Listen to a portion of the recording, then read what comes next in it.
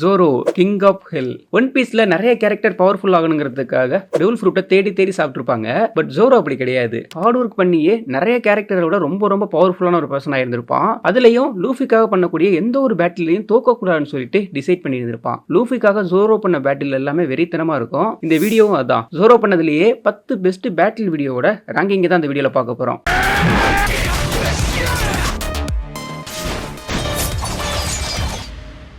Video start பண்ணுறதுக்கு முன்னாடி நம்ம சேனலை சப்ஸ்கிரைப் பண்ணிருங்க. அப்படியே பக்கத்தில் தேங்க்ஸ் பட்டன் இருக்கு, அதையும் தட்டி விட்டீங்கன்னா பெட்டராக இருக்கும். ஹரியோத்தா கிடையாது. 10th ஜோரோ verse Monet. மோனட் வந்து ஒரு வீக்கான எனிமியை நம்ம கன்சிடர் பண்ண முடியாது.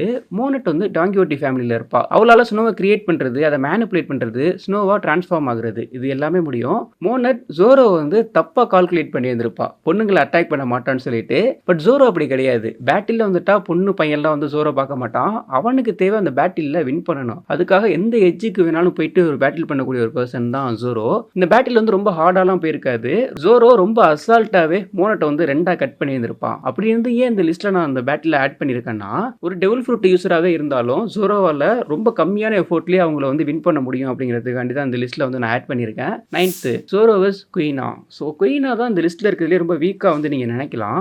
ஆக்சுவலா அப்போதைக்கு ஜோரோ பேட்டில் பண்ணதுலேயே ரொம்ப ஸ்ட்ராங்கான ஒரு பர்சன்னா குயினா தான். வேர்ல்டுலேயே ஸ்ட்ராங்கஸ்டான ஸ்வாட்ஸ்மேன் ஆகணும்ட்டு அந்த எய்ம் ஜோரோவுக்கு வரதுக்கு மெயினான ரீசனா இருந்ததே குயினா தான். குயினா அளவுக்கு யாருக்கிட்டையுமே ஜோரோ வந்து பேட்டில் பண்ணது கிடையாது. குயினாவுக்கு அகைன்ஸ்டா ஜோரோ பேட்டில் பண்ணோட கவுண்ட் மட்டுமே 2001. இதுல ஒரு பேட்டில்ல கூட ஜோரோவால வந்து வின் பண்ணிருக்க முடியாது. அதுல ஒரு பேட்டில் மட்டும்தான் ரியல் கட்டானா வந்து யூஸ் பண்ணி இருந்திருப்பாங்க. குயினா மட்டும் டெத் ஆகாம இருந்திருந்தானா ரொம்ப ரொம்ப பவர்ஃபுல்லான ஒரு ஸ்வாட்ஸ் உமனா இருந்திருப்பா.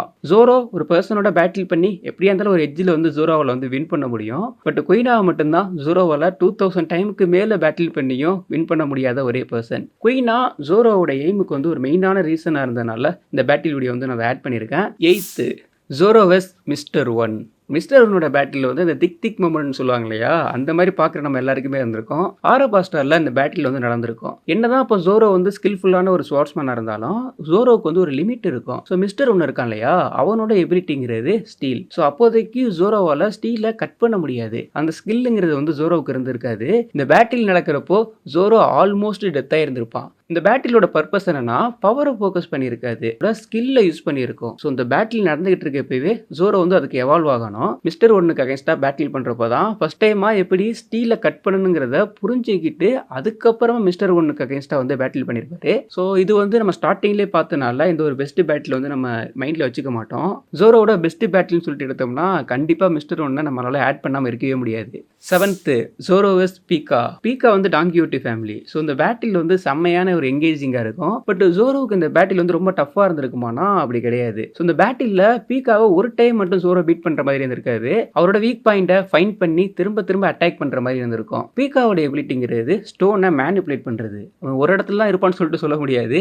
ஒரு இடத்துல அட்டாக் பண்ணா வேற இடத்துக்கு மாறிட்டு இருப்பான். இதனால இந்த பேட்டில்ங்கிறது வந்து ரொம்ப போயிட்டே இருக்கும். பீக்காவோட ஃபர்ஸ்ட் ஜோரோ பேட்டில் பண்றப்போ ரொம்ப டஃபா தான் இருந்திருக்கும். பட் அதுக்கப்புறமா ஜோரோ வந்து அதை அனலைஸ் பண்ணி அசால்ட்டாவே அவனுக்கு அகைன்ஸ்டா வந்து பேட்டில் பண்ணிட்டு இருப்பாரு. பட் ஏன் இந்த பேட்டில் ரொம்ப இம்பார்ட்டன்டான ஒண்ணுனா, இதுல பவர் போக்கஸும் இருக்கும். பீக்கா வந்து ரொம்ப எங்கேஜிங்கா ஜோரோ வச்சுக்கிட்டே இருப்பான். ஸோ அதே டைம்ல லூஃபிக்கும் ஒரு பேட்டில் இருக்கும், லாவுக்கும் ஒரு பேட்டில் இருக்கும். ஸோ அவங்களுக்கு ஹெல்ப் பண்ண முடியாத மாதிரி பீக்கா வந்து ஜோரோக்கு அகைன்ஸ்டா பேட்டில் பண்ணிட்டே இருந்திருப்பான். பீக்கா பயங்கரமான ஒரு டிரான்ஸ்ஃபர்மேஷனோட கிங் ரிக்குவை கில் பண்றதுக்கு வந்து ட்ரை பண்ணுவான். அப்போ ஜோரோ அவரோட ஹாக்கியை யூஸ் பண்ணி அந்த பவரை லேர்ன் பண்ணி அசால்ட்டாவே அவனை வந்து கட் பண்ணி இருந்திருப்பாரு.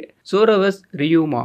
இது வந்து ஒரு செம்மையான ஒரு பேட்டில். த்ரில்லர் பார்க்ல வந்து இந்த பேட்டில்ங்கிறது வந்து நடந்திருக்கும். ஆக்சுவலா அந்த ஆர்க் ஸ்டார்ட் பண்றப்போ கொஞ்சம் ஃபன்னா தான் போக போகுதுன்னு சொல்லிட்டு நினைச்சிட்டு இருந்தேன். ஆனா எப்பவும் போல அது போக போக போக வேற லெவலுக்கு போயிட்டு இருக்கும். ரியூமா இருக்கார் இல்லையா, அவர் வந்து ரொம்ப வீக்கான ஒரு பாடி. அவர் வந்து ஜாம்பி.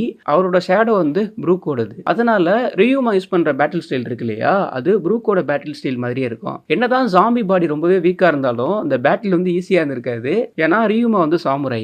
அவங்களுக்கு ஸ்வாட் யூஸ் பண்ணி பேட்டில் பண்றதெல்லாம் வேற லெவல்ல பண்ணிட்டு இருப்பாங்க. ஸோ இந்த ஆர்க்கு பாக்குறப்பவே நமக்கு வானோ ஆர்க்குக்கான ஹிண்ட் எல்லாம் கூட இதுலயே கொடுத்துருப்பாங்க. இந்த பேட்டிலுமே ஃபோக்கஸ் பண்ணது வந்து ஸ்கில்ல தான். ஃபைனலா ரியூமாவை ஜோரோ வந்து கட் பண்ணி இருந்திருப்பாரு. ஜோரோவோட ஸ்கில்ல பார்த்துட்டு ரியூமா ஜோரோவுக்கு வந்து ஒரு கிஃப்ட் பண்ணியிருப்பாரு, ஒரு ஸ்வாட. அதுவும் வானோவோட ஸ்வாட 5th ஜோரோ வெஸ் மீஹாக். இது வந்து ஒரு ஐகானிக்கான பேட்டில் மட்டும் கிடையாது. பிளஸ் ஜோரோவுக்கு ரொம்ப ரொம்ப இம்பார்ட்டன்டான ஒரு பேட்டில். ஜோரோவோட எய்ம்ங்கிறது வேர்ல்டுலயே ரொம்ப ஸ்ட்ராங்கஸ்ட் ஸ்வார்ட்ஸ்மேன் ஆகணுங்கிறது. அந்த டைட்டில் வச்சிருந்தது மீஹாக். இவங்க 2 பேருக்கும் பேட்டில் நடக்கிறப்போ மீஹாக் எந்த அளவுக்கு பவர்ஃபுல் சொல்லிட்டு நம்ம பார்க்கலாம். ஜோரோவுக்கு தான் இது பேட்டில், மீஹாக்கு இது வந்து ஒரு ஃபன். ரொம்ப அசால்ட்டாவே ஜோரோவோட அட்டாக் எல்லாம் டீல் பண்ணிட்டு இருப்பாரு. ஜோரோவுக்கு மீஹாக்கோட கம்பேர் பண்றப்போ நாம எந்த அளவுக்கு ஸ்கில் ரொம்ப லோவா இருக்குன்னு சொல்லிட்டு புரியும். இப்ப வேர்ல்டுலயே ரொம்ப ஸ்ட்ராங்கஸ்ட் ஸ்வார்ட்ஸ்மேன் ஆகணும்னா எந்த அளவுக்கு ட்ரைனிங் எடுக்கணும், இன்னும் எவ்வளவு பவர்ஃபுல் ஆகணும் அப்படிங்கறத வந்து உணர்த்துற மாதிரி இந்த பேட்டில்ங்கிறது வந்து இருந்திருக்கும். அந்த பேட்டில்ல ஜோரோவுக்கு வந்து ஒரு பெரிய காயமே வந்திருக்கும் இல்லையா? சோ அந்த தழும்புங்கிறது ஜோரோவுக்கு வந்து ரிமைண்ட் பண்ணிட்டே இருக்கலாம். நம்ம வேர்ல்ட்லயே ரொம்ப ஸ்ட்ராங்கஸ்டான ஸ்வார்ட்ஸ்மேன் ஆகணும்னா எந்த அளவுக்கு பவர்ஃபுல்லான பர்சன்லாம் இருக்காங்க, அவங்கள தாண்டி நம்ம ஓவர் கம் பண்ணி நம்ம ஸ்ட்ராங்கான ஒரு ஸ்வார்ட்ஸ்மேன் ஆகணுங்கிறத ரிமைண்ட் பண்ற மாதிரி அந்த வடுங்கிறது வந்து இருந்துகிட்டு இருக்கும். இந்த பேட்டில் இருக்கு இல்லையா, இந்த பேட்டில் ஜோரோவுக்கு மீஹாக்கோட ஒரு இன்ட்ரோ மாதிரி. 4th ஜோரோ வெஸ் காக்கு. இந்த பேட்டில் வந்து ரொம்ப ஃபன்னா இருக்க மாதிரி இருக்கும். ஆக்சுவலா ரொம்ப ரொம்ப பெட்டரான ஒரு பேட்டில். காக்கு ஃபர்ஸ்ட் பாக்குறப்போ நம்ம அந்த அளவுக்கு பவர்ஃபுல்லா நினைச்சிருக்க மாட்டோம். ஸோ அதுக்கப்புறம் தான் தெரியும் CP9 சொல்லிட்டு. CP9 ரொம்ப ரொம்ப எக்ஸ்ட்ரீமா ஒர்க் பண்ணி பவர்ஃபுல்லானவங்க. அயன் பாடி டெக்னிக்லாம் வந்து அவங்க யூஸ் பண்ணுவாங்க. காக்கு டபுள் ஃப்ரூட் யூசர் ஆனதுக்கு அப்புறமா ஜோரோக்கு அகைன்ஸ்டா பேட்டில் பண்ணிருப்பான். இந்த பேட்டில் வந்து ஸ்டார்டிங்ல ஃபன்னா இருக்கும். அந்த Joan type double fruit சாப்பிட்டனால so அந்த நெக் இருக்கு இல்லையா, அதை சுருக்கிறது, அதை வந்து லென்த் பண்றதுன்னு சொல்லிட்டு ஒரு ஃபன்னா அந்த பேட்டில் நடக்கிற மாதிரி இருக்கும். ஆக்சுவலா அது ரொம்ப ரொம்ப டேஞ்சரான ஒரு டெக்னிக்கா இருந்திருக்கும். ரொம்ப கிரியேட்டிவா அவனோட ஸ்கில் எல்லாத்தையுமே இந்த பேட்டில் வந்து யூஸ் பண்ணிருப்பான். ஜோரோவால அவ்வளவு ஈஸியா காக்கு வந்து டீல் பண்ணிருக்க முடியாது. ஃபன்னா இருந்தாலும் அந்த பேட்டிலோட டெவலப்மெண்ட்ங்கிறது அடுத்த ஸ்டேஜுக்கு போயிட்டே இருக்கும். காக்கு அப்பதான் அந்த டெவல் ஃப்ரூட் யூஸரா இருந்தனால அவனுக்கு அதை யூஸ் பண்ற எக்ஸ்பீரியன்ஸ் இருக்கு இல்லையா, அது ரொம்ப ரொம்ப சூப்பரா இருக்குன்னு சொல்லிட்டு நம்மளால சொல்ல முடியாது. பட் அப்படி இருந்துமே ஜோரோக்கு அகைன்ஸ்டா ரொம்ப டஃப்பான ஒரு பேட்டில் வந்து அவன் கொடுத்திருந்திருப்பான். ஃபைனலா ஜோரோ காக்குவை வந்து டிஃபீட் பண்ணியிருந்தாலும் இந்த பேட்டில்லாம் ரொம்ப ரொம்ப சூப்பரான ஒரு பேட்டில். 3rd ஜோரோ வெஸ் கில்லர். இந்த பேட்டில் வந்து ரொம்ப ஷார்ட்டா நடந்திருக்கும். இந்த பேட்டிலோட அனிமேஷன்ங்கிறது வேற லெவல்ல இருக்கும். வானவருக்குள்ள 2 பேருமே வெறித்தனமா அட்டாக் பண்ணிட்டு இருந்திருப்பாங்க. 2 பேருமே ஸ்வாட் யூஸ் பண்ணி பேட்டில் பண்றதுல ரொம்ப ரொம்ப ஸ்கில்ஃபுல்லான பர்சன். ஹியோரியை காப்பாத்துறதுக்காக ஜோரோ வந்து இந்த பேட்டில் வந்து இறங்கியிருப்பாரு. அப்ப கில்லர் வந்து ஒரு டிஃப்ரெண்டான ஸ்வாட் வந்து யூஸ் பண்ணுவான். ஜோரோ ஸ்வாட் ஸ்டைல்ல ரொம்ப ஸ்கில்ஃபுல் தான், அதே மாதிரி தான் கில்லருமே. ஸோ இந்த பேட்டில்ங்கிறது வந்து ரொம்ப இன்டர்னா போயிருந்திருக்கும். என்னதான் இந்த பேட்டில் ஷார்ட் டைம்ல முடிச்சிருந்தாலும் இந்த பேட்டில் வந்து அல்டிமேட்டா இருக்கும். 2nd ஜோரோ வெஸ் கிங். கிங் வந்து ரொம்ப ரொம்ப ஸ்ட்ராங்கான ஒரு எனிமி.